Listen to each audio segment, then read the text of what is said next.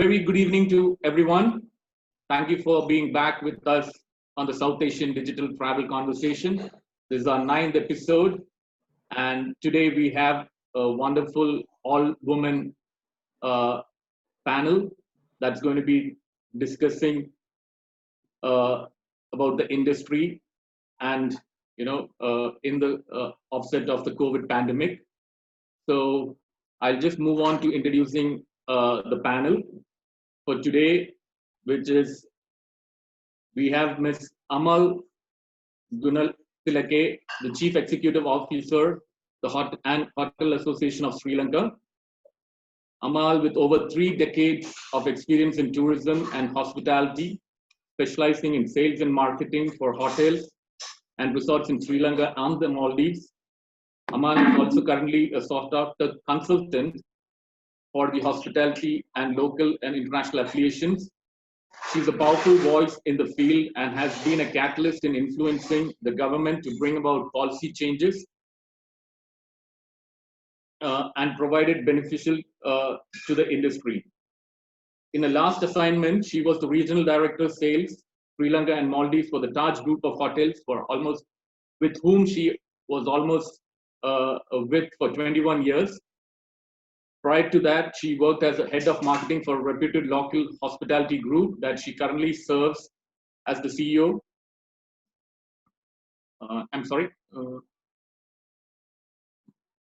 And currently she serves as the CEO of the Sri Lanka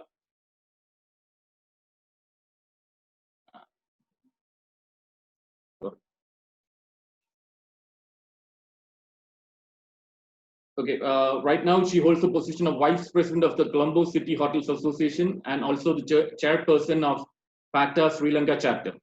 A recipient of the Zonta Women of Achievement Award for Tourism in the year 2009. She was honored with the Women in Management Tourism Gold Award in 2015 in recognition of her contribution to the industry. Next, we have Ms. Nidhi Bansal, Chief Executive Officer, India City Walks. Nidhi Bansal is the CEO of India City Walks and India with Locals, which have won many awards both nationally and internationally. She has spent fruitful 20 years in the most elevated echelons of the hospitality industry, like the Taj Group of Hotels, the Marriott International, the EIH Group of Hotels, followed by a thriving career at Genpact. Her endeavor has been to support women empowerment, creating social impact through meaningful real-life travel experiences for everyone's direct benefit. She has enabled scenarios in historical space for managing regional trends and foster diversity through tourism initiatives related to heritage, art, design, and gastronomy. She promotes cultural heritage of India with an innovative model for maximizing the economic impact, generating employment, and working in tandem with local communities. Next, we have Ms. Nikhila Palat, Chief Executive Officer, Catalyst Reputation Management. With over 14 years of experience in the tourism and hospitality industry, Nikhila has been the head of marketing, public relations, and communications for some of the country's most iconic hotels. She has an MBA in marketing and is armed with a diploma in creative new media and the web from Harvard University, Boston. In her career, she has worked for some of the most reputed and distinguished organizations such as the Standard Chartered Bank, Wadia Group, and the Times of India Group, Ugan Publications, Molton Brown, and Yashraj Films, to name a few. With the birth of her eminent company, Catalyst Reputation Management, renowned for the depthness with which it provides service to its brands, she has been bringing about top-notch public relations, marketing, design, and digital solutions to help grow a variety of brands. Last but not the least, we have Dr. Mariam Shakila, Chief Executive Officer of the SMIDI Group. Dr. Mariam Shakila is a former cabinet minister of the government of Maldives and held portfolios in gender, family, and human rights. health and foreign affairs also, with around 30 years of experience in nationally and internationally serving private and public sector as a businesswoman, entrepreneur, a teacher, and a lecturer. And as an academic, she is a well-known figure in the society. Currently, apart from holding a diplomatic position as Honorary Consul for Belgium in the Maldives, she is the CEO of SMDI Group of companies heading diversified business engaged in varied sectors from trading, hospitality, education, medical, and mental health. She is also a member of 2 advisory boards of the prestigious Curtin University and chairs the board for executive education and MBA. Very active in civil society groups, both nationally and internationally, and linked with prestigious institutions such as ICANN and WASI. Several South Asian NGOs, International Executive Council member of the SARC, Chamber Women Entrepreneurs Council, as well as the UN Women. She facilitates economic, social, and political empowerment of women and youth, works on conflict resolution, human rights, and building peace and security. So there you have, ladies and gentlemen, the eminent panel of women in hospitality, as we know in the region. Now I would pass it on to my co-hostess, Shani, to take over the show and get it going. Thank you so much. Now let me start by saying what an honor it is for me to moderate this panel and just get straight back to the questions. My first question is for Amal. With your experience, what institutional and societal changes are necessary to empower more women in the hospitality industry?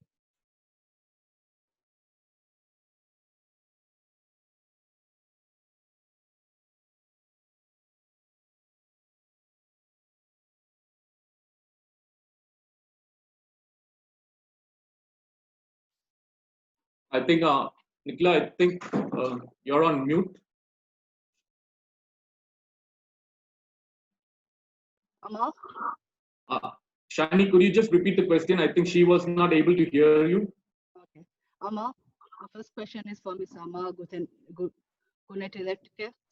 What industrial and societal changes are necessary to empower more women in the hospitality industry?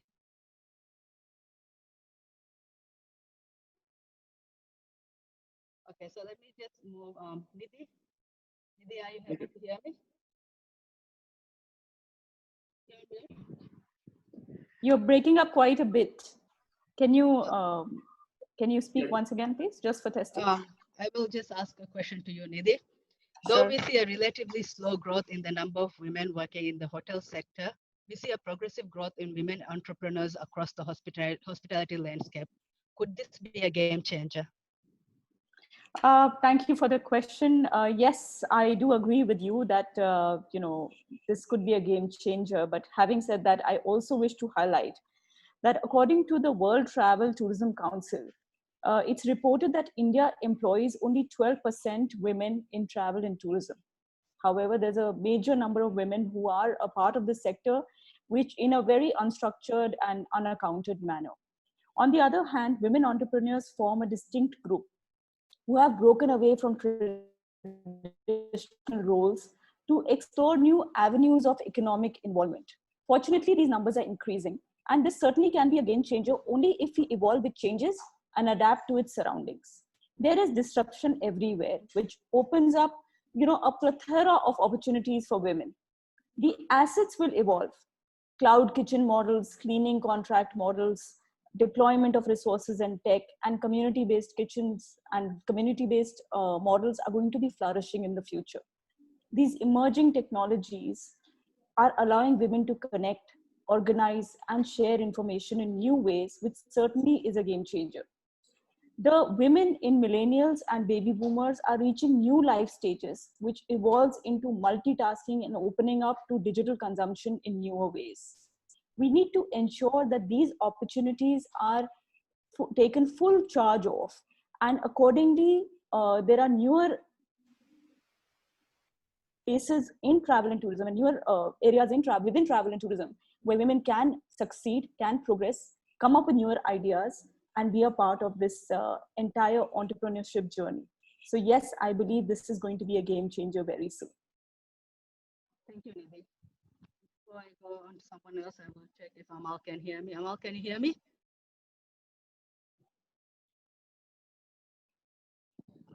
Next question is for Nikila. It is important to take gender concerns into account in developing brand image and creating customer synergy. Is it important? Sorry, could you repeat the question? I couldn't hear it clearly. Is it important to take gender concerns into account in developing brand image and creating customer synergy? That's a very interesting question, actually. Honestly, I don't think that you need to be of a certain gender to be able to, raise a brand, build a brand, because we've seen time and time and again, you have, male GMs who are amazing at what they do. At the same time, in the hospitality industry, you'll see female GMs who have risen to a level where they're also excellent. So I don't think really gender plays a large role in building the brand. What I think is more important is the IQ and the EQ for that particular role. You'd see time and time and again in hospitality, the EQ levels of the people who serve are very high because, they're so connected, they have empathy, they are emotionally invested in their guests. And you'd see that in the kind of service that a luxury hotel provides to its guests. And the other thing that I feel, and I think that's something that can be in a man or a woman. So I don't think it's based on a particular gender. But I do feel what is important is to study and do focus group research on particular segments so that you can cater to them better. For example, if you're catering to kids, it's important to then have focus groups which understand and interact with kids. They also meet parents, mothers, fathers, understand what is important to them, what are the touch points that they are looking for in a hospitality brand to provide to them, or in a travel company, or any company for that matter of fact. So I think that could be done by a man or a woman with equal efficiency, but it's really important to invest that time to understand the audience that you're catering to, and then deliver and build your brand around the needs of those particular groups of people. For hospitality, you'd see you'd also need to have an intrinsic, intuitive understanding of the guest needs. So before they really demand something or request for something, it's important for us as the provider of that service to kind of preempt what their need is and then deliver that to them. So this happens, of course. One, it's with some people it's innate in them to be more hospitable, more caring, more loving, more empathetic. But that is also something that you learn with experience. You can imbibe by being in an organization that has that as a core value. So there are various ways in which you can learn that, and I don't feel that it's restricted to any particular gender. Thank you, Nikila. Now, Amal, if you can hear me now? Can? Okay, so I'll ask you your question. What institutional and societal changes are necessary to empower women in the hospitality industry? So, with regard to women, I must say that in the South Asian region, unlike in some of the other parts of the world, I think the involvement of women in the hospitality sector is not as much as what the industry desires is to be. Well, there are some countries which have a higher percentage, but ideally, if you look at the women in the region, and I'm trying to focus it more on the region rather than a global context because it's a South Asian Travel Awards program. Women, their innate, what can I say, their innate abilities and their way of their lifestyle actually helps them to get onto the hospitality industry. Unfortunately, I think the culture and the social norms that is prevalent in most of our countries, and especially in Sri Lanka, very few women are involved in the hospitality industry. Sri Lanka is as low as 3% of women are working in the hospitality sector. it is exceptionally low when I look at most of the other destinations in the region. There are some, I think, some very critical areas that requires to be addressed. And I think this is done by a lot of donor agencies. It's done by a lot of local companies, but we are yet to see the results coming through in getting women to join the sector. Very few women, if I specifically say in Sri Lanka, there are very few general managers who are women, unlike in India, which I have seen to a great extent, and I have seen it also in the Maldives now, women coming up as GMs or in leadership roles in hotels. So it will come through, but it's not coming as fast. There is a lot of training and a lot of awareness which requires to be done to the entire community. You need to go top down, you need to change the entire education system. There is a certain perception that tourism is not really for women, that it's a challenge if women work in the tourism sector.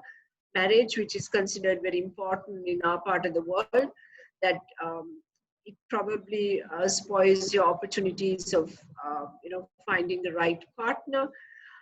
Then look at the thinking of the role of the males in part of the region. They do also, most of them are brought up in cultures that they have a very conservative background to them.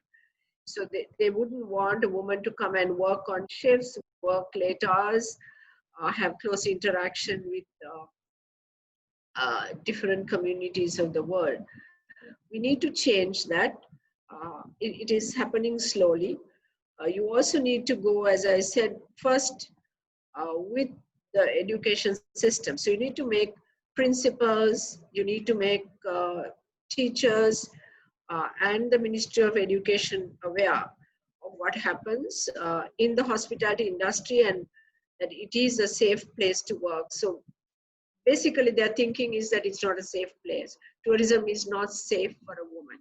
This is the underlying thought that is there in the minds of everybody else. Then you need to go into convincing parents and certain communities in society. Back in Sri Lanka, the association, the Hotels Association, we have started doing it.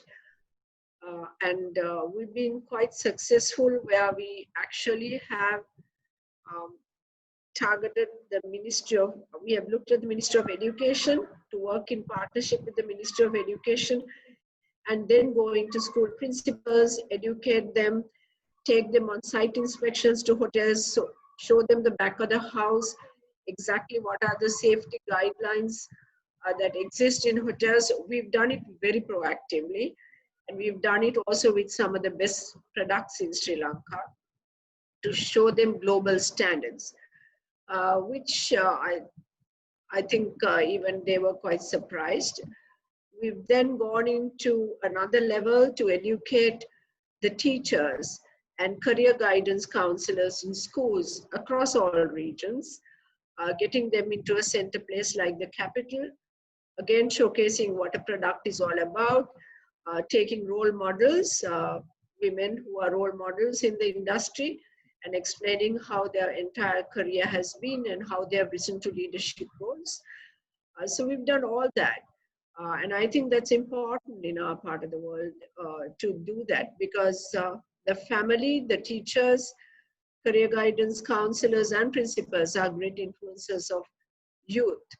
And this requires to be done to make them understand that there is great opportunity, because tourism is an area where if young people go overseas, they are guaranteed of a job. Actually, if you work in the hotel sector, you're guaranteed of a job at some level if you migrate or you go for a 5-year change from one country to another. These are areas that requires to be informed.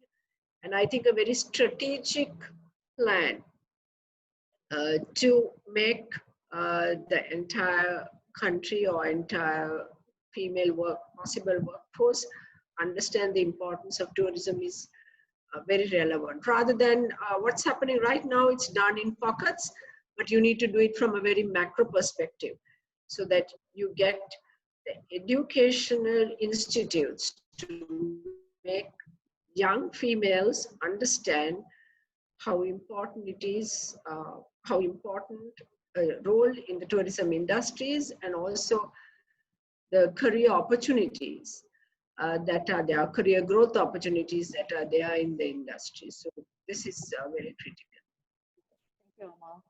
Now, Dr. Shakila, when we look at the Maldives, are you able to hear me?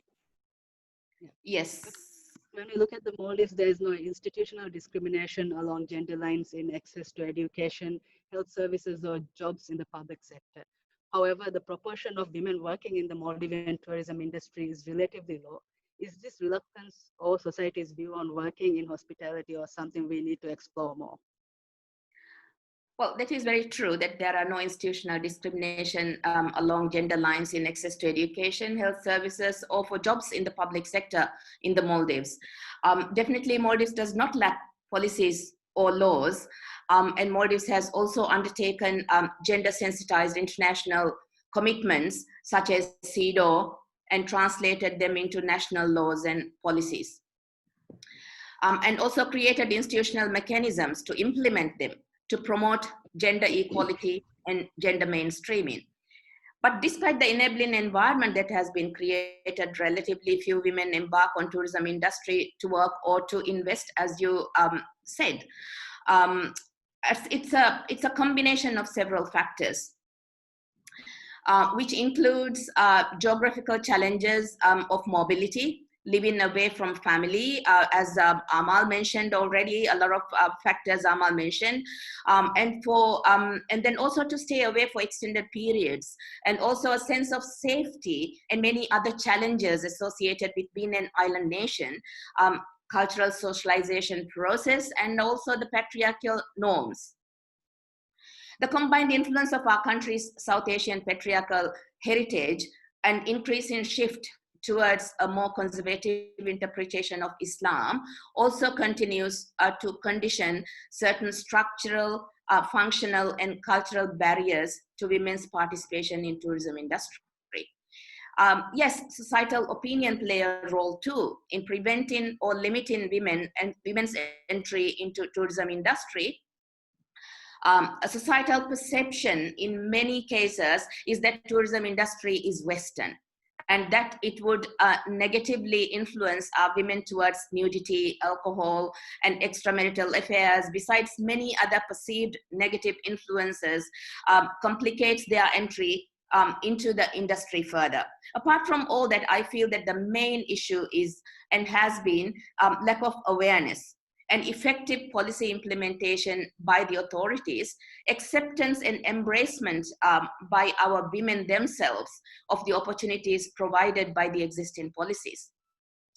Having said that, it must be noted that as of recent, there are few women who bypassed all these challenges and views and entered the industry, not only as managers and executive positions, but even as entrepreneurs in dive, in safaris, guest houses, and in complementary sort of all those services, businesses that complement tourism industry.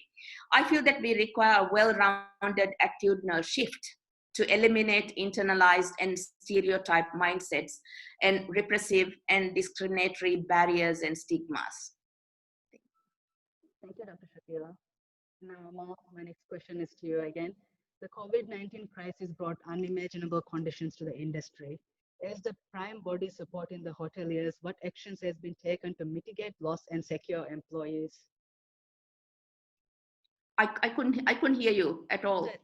Oh, let me try again. Can you hear me now?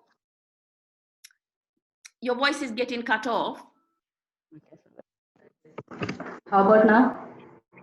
Yeah, much better. Okay, so Amal, my next question is for you. Thank you, Dr. Shakila. The COVID-19 crisis brought unimaginable conditions to the industry. As the prime body supporting the hoteliers, what actions can be taken to mitigate loss and secure employees? your voice is coming like echoing. Okay, so students, did you ask me? Did you ask me that question? Yes, Doctor. Yes, Amal. Oh, okay. Yeah, you're not very clear. It's breaking or not being heard actually. Okay. Okay. So I know what the question was because you had. So yeah. So the COVID-19, well, it's absolutely unprecedented, and I don't think in our history, we've not ever seen something of this, probably for the last 100 years, right? And it's definitely a huge challenge. It's a steep learning curve for all of us. I don't think any marketing guru or any other guru in the world or any book can tell us what we need to do. Experience is of no use because even experience is not giving the hospitality industry the required knowledge. None of us have a knowledge on how to handle this situation. So it's a steep learning curve. As far as tourism is concerned, I think all of us are aware that this this crisis is not going to be short term for the hospitality industry. It's a very long term situation. We believe it will take at least 8 to 12 months minimum for normalcy to return because the entire supply chain has to begin to move and get back to normalcy. And our industry is such that it is not only especially for nations such as Sri Lanka and probably the Maldives, and to an extent, yes, India and other South Asian regions, we need to depend a lot on what other countries do. And as this is a pandemic, it poses a huge threat of where we are going to stay back. Having said that, I think there is a lot of effort in countries trying to bring back normalcy. The situation is back here in Sri Lanka, we've closed all hotels. The government has now, or the Ministry of Health has now given the clearance for us to open properties to locals. The borders are yet closed. Tentatively, the date has been fixed as 1st of August for the borders to open. Now it all depends on what countries are going to open their borders for outbound travel. That's still unknown. And so the hotels are gradually opening with very strict health and safety guidelines, which has been very effectively put in place by the Ministry of Health and with regard to Sri Lanka Tourism Development Authority. So they've been taking a very proactive role in this. And of course, we've been very lucky. Sri Lanka has had only 11 deaths and very few actual people who have been sick and hospitalized. All the others are people who've been tested and found positive, and they are all in clusters. So since 30th of April, we've not had any community spread, as we may call it, or as it's called, where the virus is spreading within the community. So it seems relatively all right, but of course, the majority of the people are expected to follow strict health and safety guidelines wherever we go about. Entire country is back to normal right at the moment. In terms of tourism, most people are still at home because hotels actually cannot maintain their plants because there is zero business and zero revenue. So until that comes back, there'll be a large portion of our employees staying at home. The Ministry of Labor and the government has taken necessary steps to ensure that certain we will take care of all the employees working in the hospitality industry, not necessarily only hotel staff, but also DM staff from DMCs, guides, restaurant employees in standalone restaurants, and a lot of the SME sector. So they're very concerned about what's happening in the SME sector, and so are we from an association point of view, because that also forms a large portion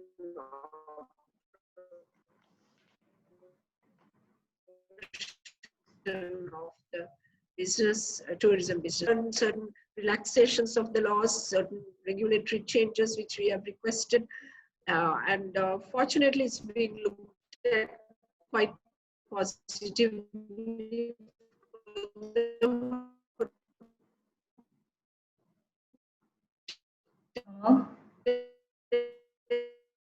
You're cutting off.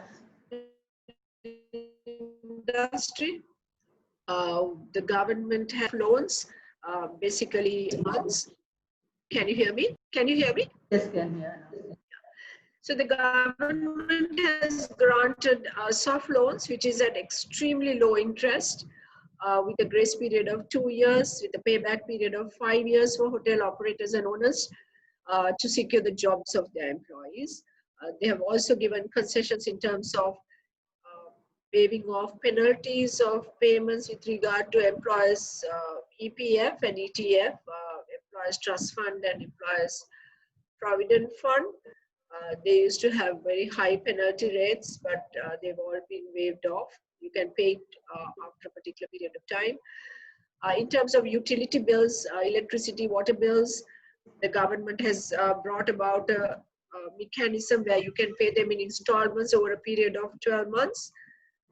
So like that, I mean, there are quite a lot they've given to the hotel industry. Tourism has been one of the focal industries in Sri Lanka, which the government is paying a lot of attention to. They've done a lot for the other industries as well, but for tourism, I think that because it's a third largest foreign exchange earner, and it's a second largest net foreign exchange earner to Sri Lanka.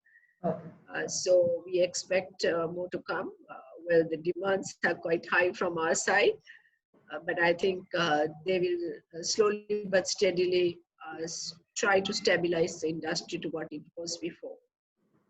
Okay. Thank you, Amal. And now before I ask the question, Vidhi, I want to ask if you can hear me. Yes, I can hear you. Okay, my question is for you. With the new normal, there will be challenges in hosting tourists at places of interest and sightseeing. What are the new and safe measures you have placed? So thank you for the question again. Just like Ms. Amal mentioned right now that today we are all in a state of speculation. The new normal will gradually define the trend in tourism. While these are unprecedented times, we need concrete steps to survive, revive, and grow, and look at the times that are going to be following. This requires, it requires new thinking order in terms of innovation, in terms of creativity. The worldwide tourism industry has been impacted, and it shall witness change in absolutely almost every aspect, be it products, be it brand experiences, be it customer engagements, unraveling potential new opportunities. The city sightseeing business experiences will also have to be reimagined with a strategic combination of insights on data and technology for helping clients to immerse themselves locally and getting closer to the real life scenarios that could possibly happen. Now, there are two levels of challenges and measures that we have started initiating, innovating, and investing in. First, it is at the organization level, where the challenges and solutions go hand in hand with the new normal that's going to be coming up in future.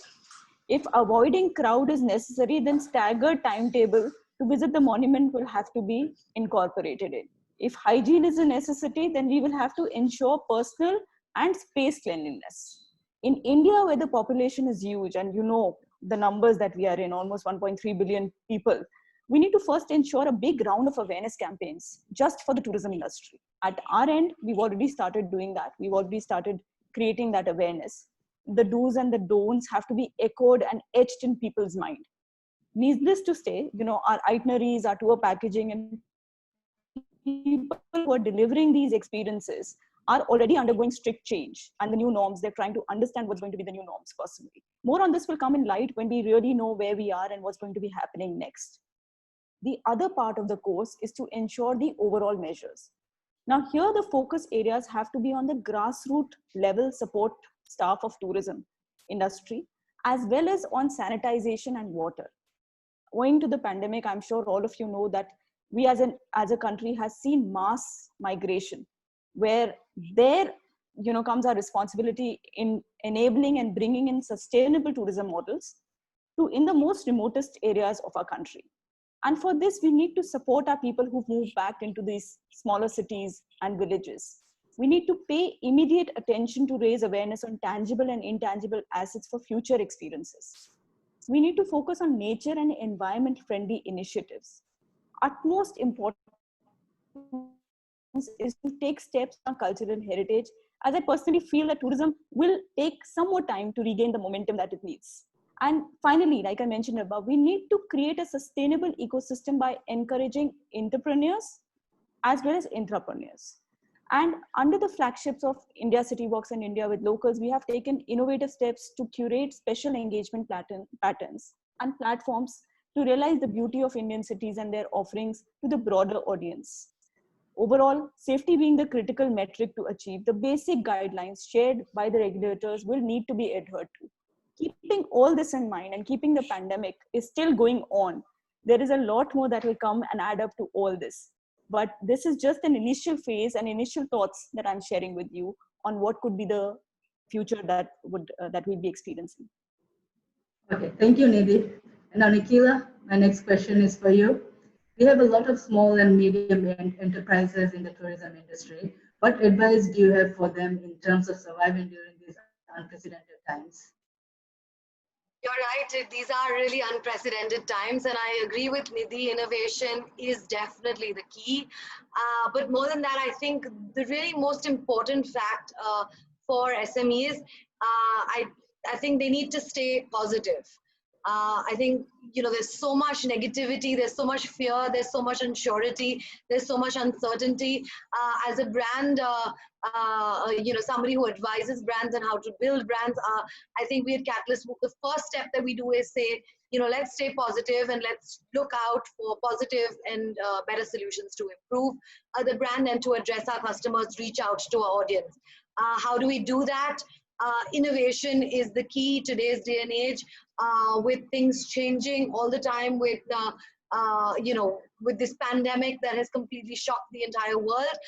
I think the brands that are willing to adapt, adopt, and innovate are the brands that will succeed and will survive. And not only that, I think they will thrive in the future. Another factor is, you've seen it in a lot of my SMEs that we're working with, whether it's even a standalone restaurant. We started with masks. They have milestones with masks, which is a lovely little experience where, a lot of people are right now celebrating, but, though they can order food and delivery is happening, there's no way to bring in that celebration. So Mask has decided to bring in a little bit of cheer. So we send in the balloons and we send in, really little items that could make that party or that meal special. We have other brands like Taj Group, which is doing these amazing DIY kits where you have the master chefs literally accessible to you now, where they are sharing their recipes, they're sharing their knowledge, and willingly, freely and openly starting that communication with customers, which is really, I feel, going to reward them later because it's made them more accessible, made them more endearing. That empathy, that emotion is coming out. At the same time, they are finding a new ways to connect with their audiences. At our Goa hotels, we've started, live sessions with their yoga therapists, and these are small ways in which a brand is staying relevant to their customer at a time when a customer can't reach to them. The brands are reaching out to them and entering their homes.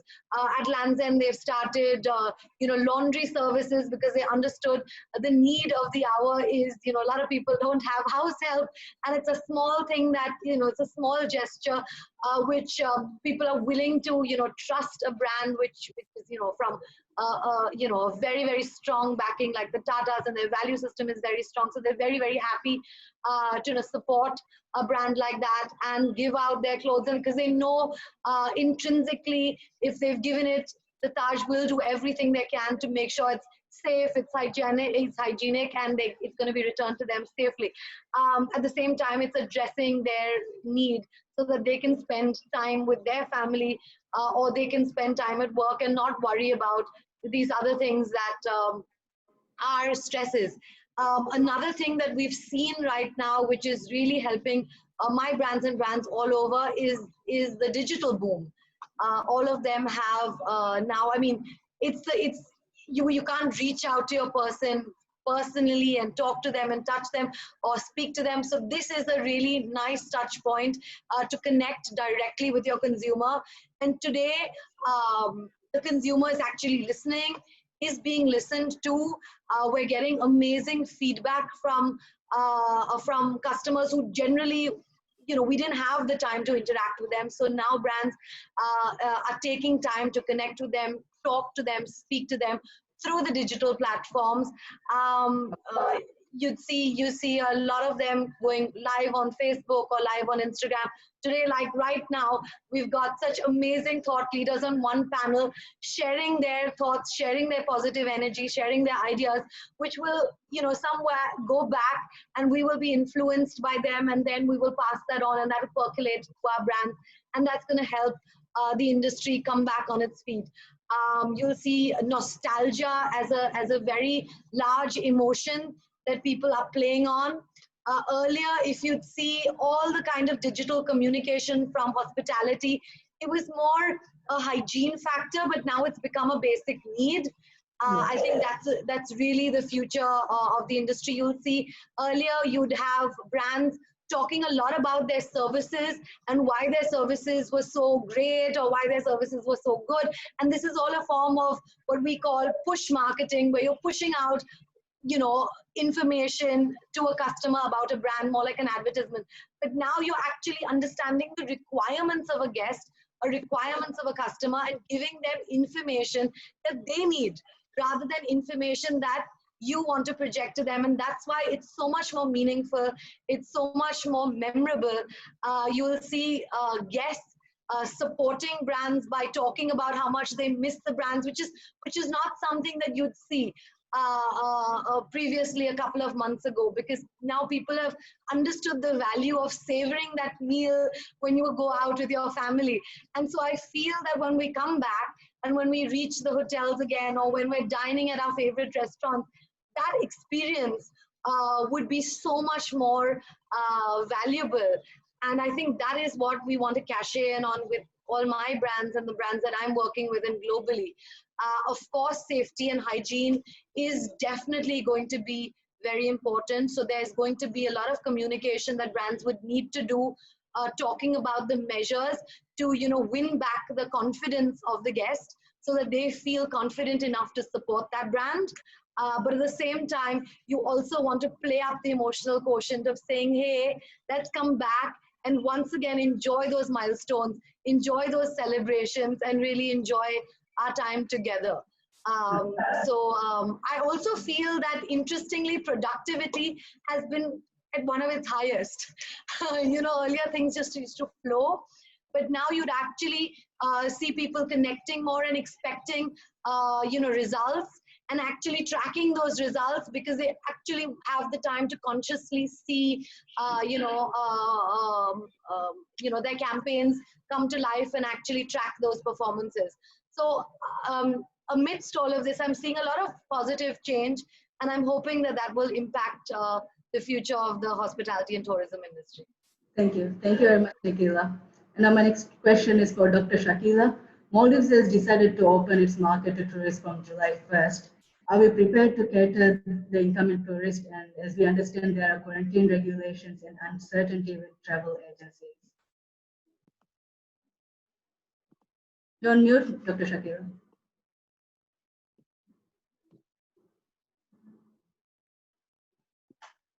Okay, can you repeat the question again, please? Maldives has decided to open its market to tourists from July 1st. Are we prepared to cater to the incoming tourists given that there are quarantine regulations and uncertainty with travel agencies? I'm sure our government will do the right thing. But then again, there's a lot of uncertainty attached to the whole thing, because this is just what is happening is totally unprecedented. And the COVID-19 pandemic has wreaked havoc on the global economy, and the Maldives is no exception. Hotel industry is basically the backbone of our economy, and is the largest employer. So my concern is really not on logistical issues in terms of imports or on tourist arrival, but more on their safety and tourist source market return, guaranteeing regulations and how that would impact the arrival. Many source markets that are popular with Maldives, such as UK, still allow only essential travel and demand a 14-day quarantine for all travelers. So Maldives opening up, I'm not sure how it's going to work, because we are all experimenting, I suppose, because we don't know exactly, none of us knows globally what we are doing, because we are all experimenting just to try and see, do the right thing. And I understand that tour operators are still in the dark about key matters such as flight schedules and reciprocal travel corridors, while government regulations on safety protocols probably would scare many. I'm sure the demand would bounce back immediately once the fear of getting sick or the embargoes on travel are lifted by source countries.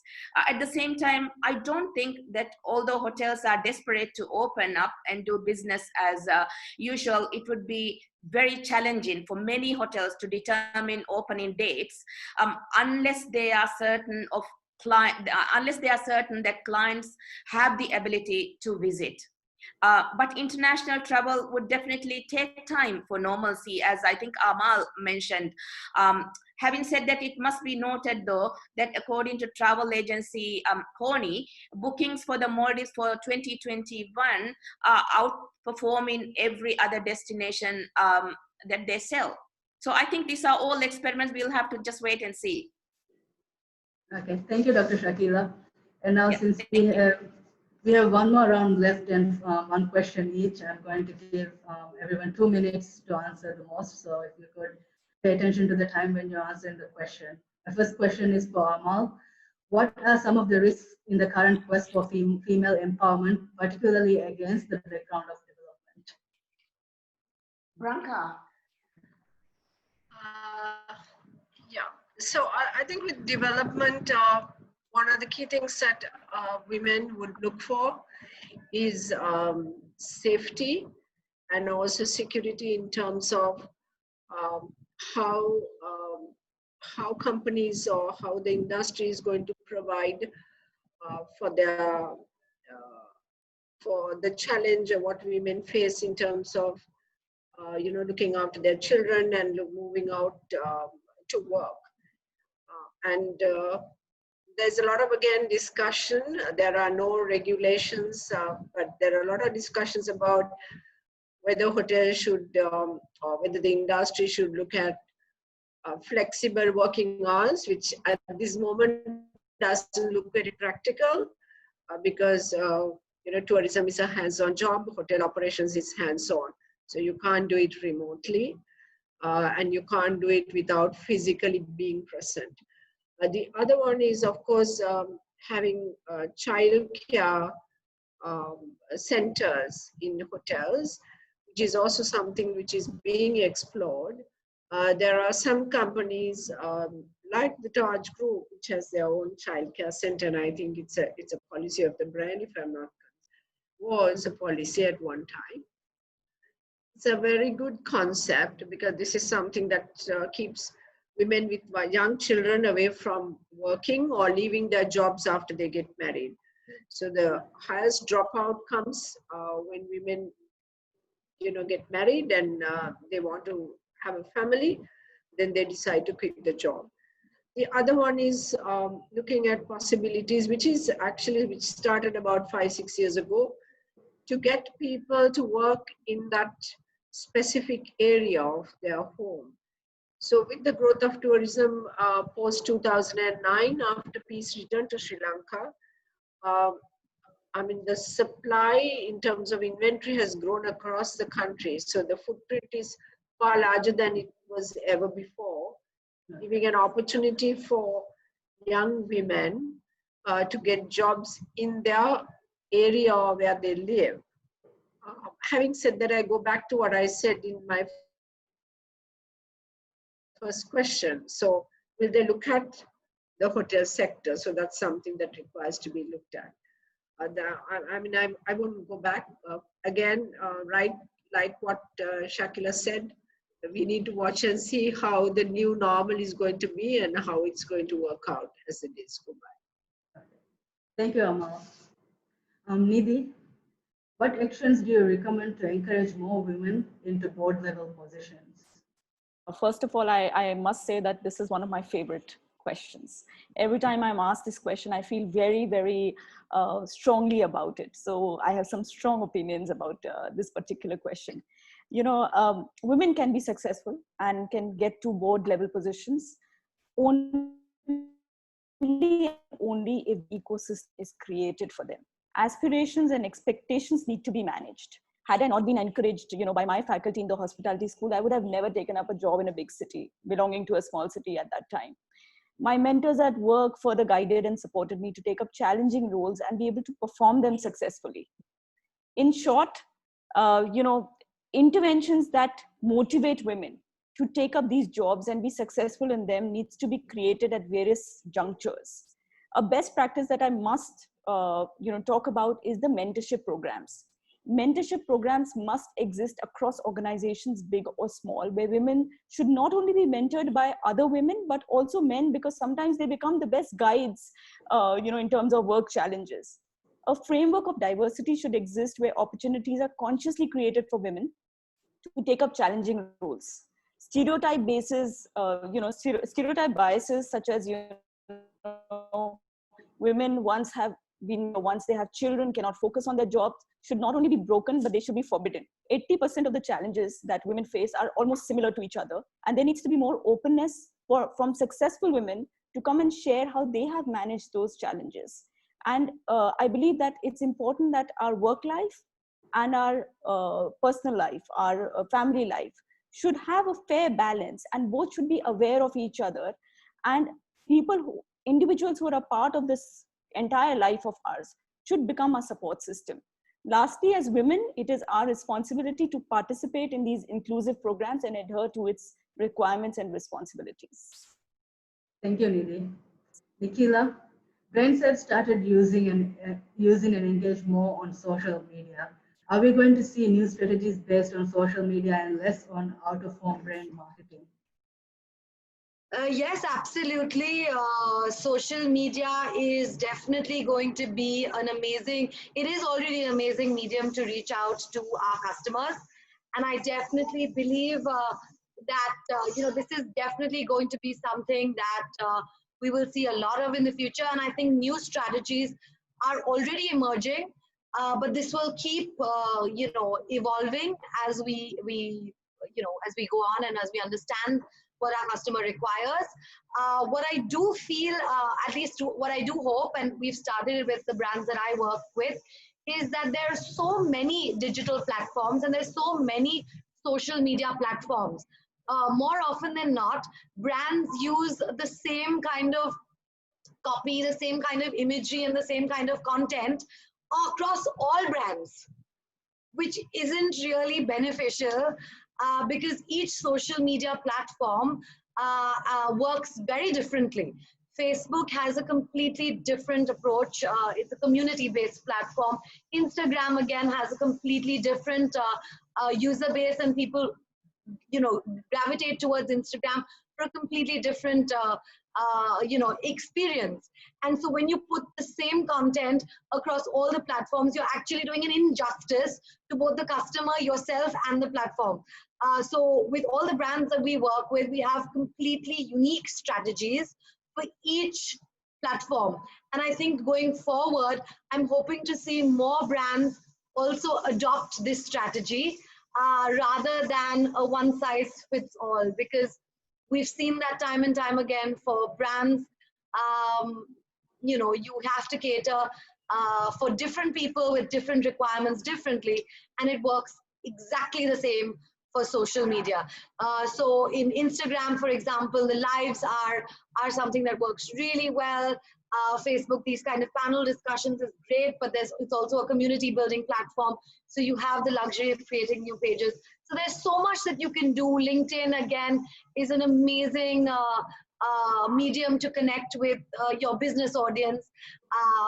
And so it really depends on who you want to connect with them to, how you want to connect to them, and then how you address them with what kind of communication using the correct tools and the correct platform. So I'm hoping that going forward, we'll see that strategy evolve as well. Okay, thank you, Nikhila.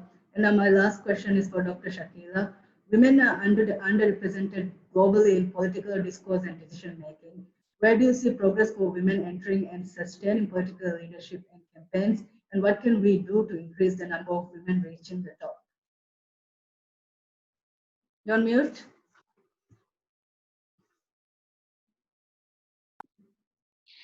Yes, marginalization of women in politics and leadership is a global disease, and the situation is not unique to Maldives or our region. Maldives, just like our region, has nurtured very strong, capable, very creative female minds with excellent potential to lead, like in India and Sri Lanka and elsewhere.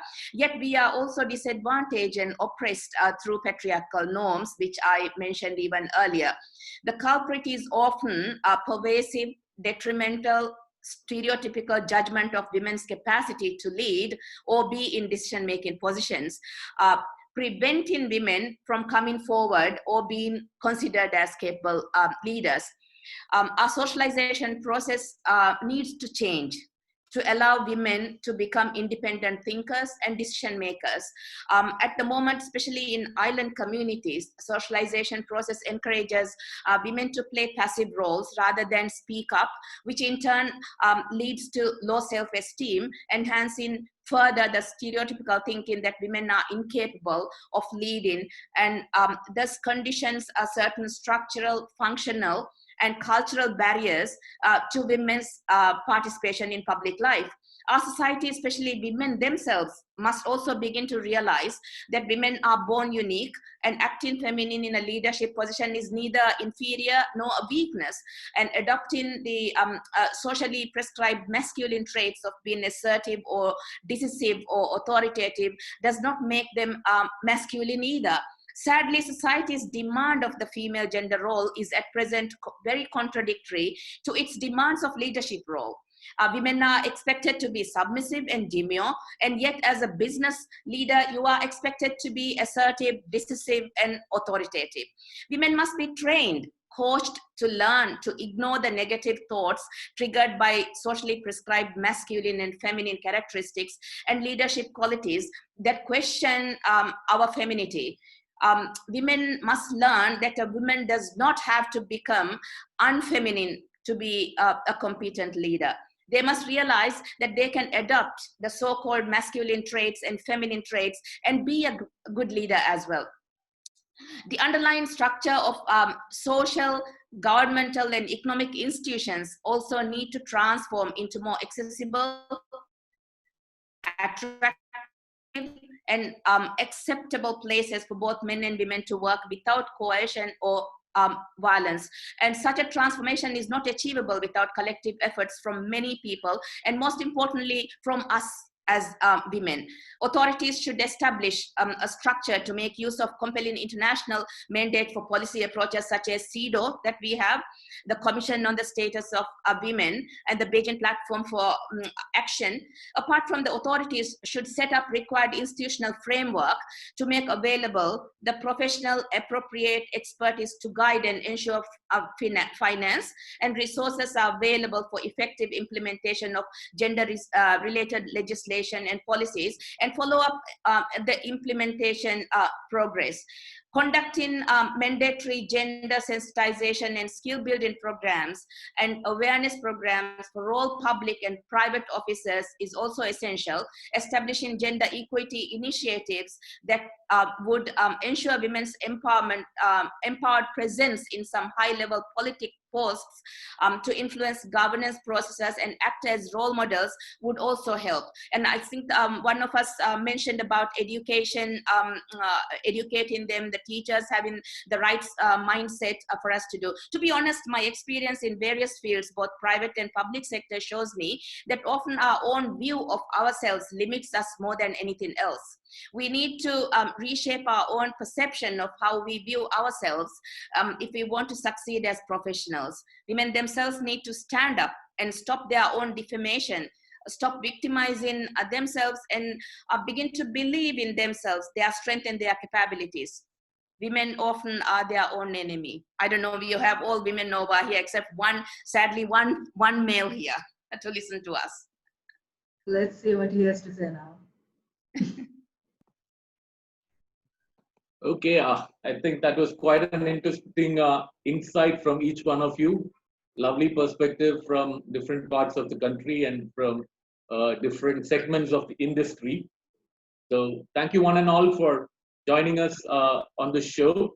It was great having you here and hearing from you on your thoughts and ideas and suggestions for the hospitality industry and women in tourism and as a whole. So once again from the team at SATA, thank you all. Have a good evening and hope to see you sometime soon when everything is back to normal. And we can put all this what you shared to action and then see where it all goes. So stay safe. Thank you. Thank you. Thank you. Thank you for everyone at SATA South Asian Travel Awards.